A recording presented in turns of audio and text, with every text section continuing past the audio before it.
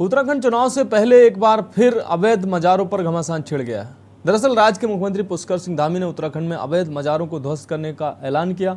साथ ही मुख्यमंत्री धामी ने लैंड जिहाद को लेकर भी चेतावनी दी। उन्होंने कहा कि जो भी लोग अवैध अतिक्रमण के पीछे लगे हुए हैं वो खुद ही अतिक्रमण हटा लें, अन्यथा कार्रवाई के लिए तैयार रहें। देखिए रिपोर्ट।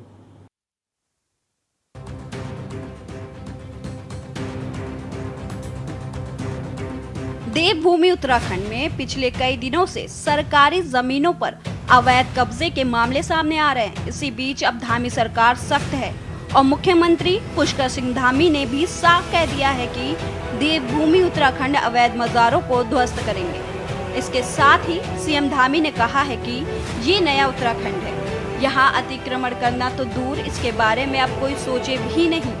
आपको बता दें कि एक जनसभा को संबोधित करते हुए सीएम धामी ने कहा कि प्रदेश में 1000 से अधिक ऐसे स्थान चिन्हित किए गए हैं जो अनावश्यक रूप से बना दिए गए हैं। कहीं पर मजार बना दी गई है, कहीं कुछ और, लेकिन जब इन्हें खोदा गया तो इनके नीचे कुछ अवशेष नहीं निकल रहे हैं। साथ ही मुख्यमंत्री ने लैंड जिहाद को लेकर भी बड़ी चेतावनी दी है, जबकि विपक्ष ने सरकार की मंशा पर सवाल खड़े किए हैं। कानून को मानने वाले लोग हैं, कानून पर विश्वास करने वाले लोग हैं। जो भी अतिक्रमण है, हमने उनसे कहा है अतिक्रमण करवाने के पीछे जो लोग भी हैं वो स्वतः ही अपना अतिक्रमण हटा लें, उस पर पीछे हट जाएं, अन्यथा सरकार उस पर सख्ती से काम करेगी। क्योंकि हमारा तुष्टीकरण करने का उद्देश्य नहीं है, हम किसी के खिलाफ नहीं है, लेकिन ये जबरदस्ती जो अतिक्रमण है, कब्जेबाजी है, इसको हम निश्चित रूप से हटाएंगे।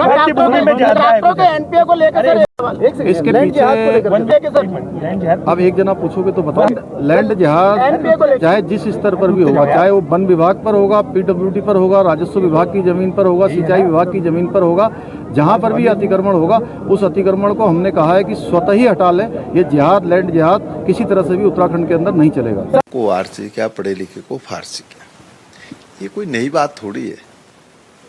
जो लोग सत्ता में बैठे हुए हैं वो हमेशा जब जब देश के अंदर या प्रदेशों के अंदर चुनाव होते हैं तो सांप्रदायिक सौहार्द को समाप्त करने का काम करते हैं, भाई से भाई को लड़ाने का काम करते हैं, और जब चुनाव समाप्त हो जाता है तो फिर वो मौन हो जाते हैं।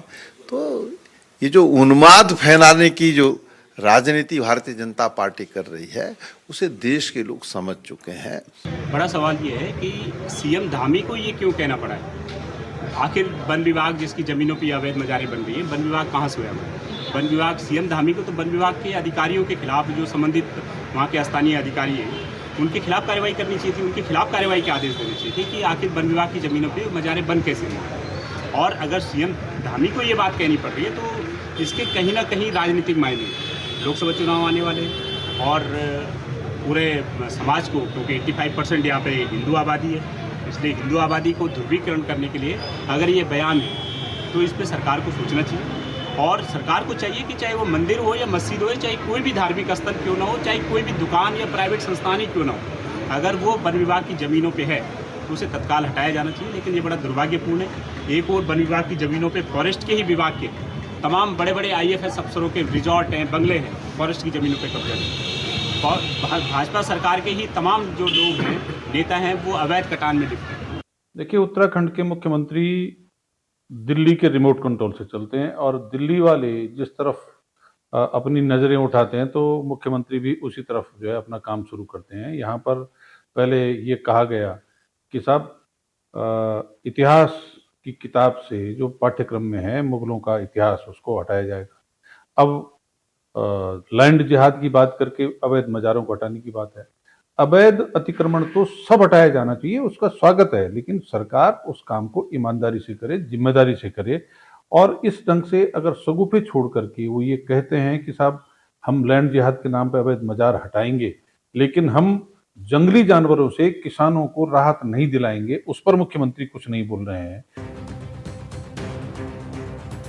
कहा जाता है कि यहाँ के जंगलों में दुर्लभ औषधियों का खजाना है, लेकिन इन दिनों उत्तराखंड के जंगल किसी और वजह से चर्चा में हैं। उत्तराखंड के वन विभाग तक की जमीन पर अवैध कब्जा हो रहा है। नैनीताल के रामनगर में बना जिम कॉर्बेट भारत के सबसे पुराने राष्ट्रीय पार्कों में से एक है। कॉर्बेट टाइगर रिजर्व के कारण ये हमेशा से पर्यटकों की पसंदीदा जगह रही है। हालांकि यह जिम कॉर्बेट में भी अवैध मजार है। इस जगह मजार होने का मतलब ये है कि यहाँ लोगों की भीड़ भी जुटती होगी। हालांकि सवाल ये है कि टाइगर रिजर्व के इस प्रतिबंधित क्षेत्र में मजार और मजार पर भीड़ जुटाने की इजाजत कैसे दी गई? 40 साल पुराना मजार है साहब ये। हाँ। और हमारे जो माता जी पिताजी और यहाँ सेवा में लगे रहते हैं हम लोग इनके शेर अली बाबा का। और ये कॉर्बेट एरिया है, समझ गए। और रामनगर मंडी में लखनपुर चुंगी से ऊपर है, समझ गए। और यहाँ सभी धर्मों के लोग बाग आते हैं। यहाँ कोई जात और बेजात का कोई वो नहीं होता है। यहाँ सभी धर्मों के लोग आते हैं और अपनी श्रद्धा से यहाँ मनोकामना लेके जाते हैं यहाँ से छबली बाबा से, समझ गए। और सबकी मुरादें पूरी होती हैं। यहाँ हमारे मुरादाबाद, दिल्ली, बरेली, हल्द्वानी और रानीखेत, अल्मोड़ा, बागेश्वर सभी धर्मों के लोग आते हैं और सभी लोग मानते भी हैं यहाँ पर। देखिए, किस चैनल ने किस मज़ार के बारे में दिखाया ये तो खैर मुझे जानकारी में नहीं है, लेकिन जहाँ तक बात इसकी थपली वाले मज़ार की बात आती है तो लगभग 44 साल तो मुझे भी रामनगर में हो गए। मैं जब पैदाइशी रामनगर से हूँ, तब से मैंने मतलब जब हम थोड़ा हो समाज सिंह को देखते हुए आ रहे हैं यहाँ पे। और जैसे कि ये मज़ार शेर अली बाबा के नाम से उनकी मज़ार कहलाती है और लगभग 140 साल या 150 साल पुरानी ये मज़ार है यहाँ पे। और इस मज़ार का तो खैर सबसे ये रामनगर की एक ऐसी मज़ार है जिसमें हिंदू और मुस्लिम सभी धर्म के लोग यहाँ पे आते हैं। और ख़ास तौर से मैं तो बचपन से देखा है यहाँ कि पर्वतीय समुदाय के काफ़ी लोग यहाँ पे आते हैं, हमेशा हर बृहस्पतिवार के दिन भी यहाँ पे आते हैं। देखिए, कॉर्बेट और रामनगर वन प्रभाग के आसपास 10 से अधिक मज़ारें हैं। अभी इसमें माननीय मुख्यमंत्री पुष्कर सिंह धामी जी ने कहा है पूरे उत्तराखंड में 1000 मज़ारें ऐसी चिन्हित हुई हैं।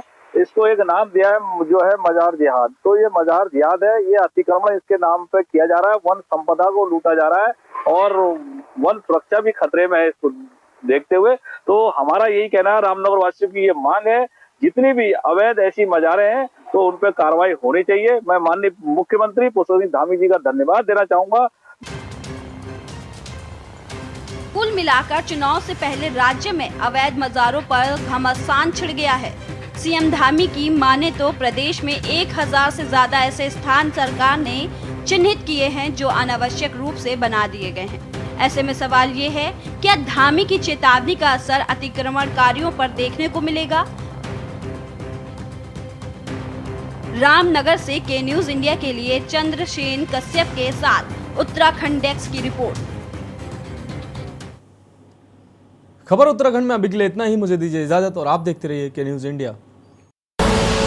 आप देख रहे हैं के न्यूज, खबरों का सारथी।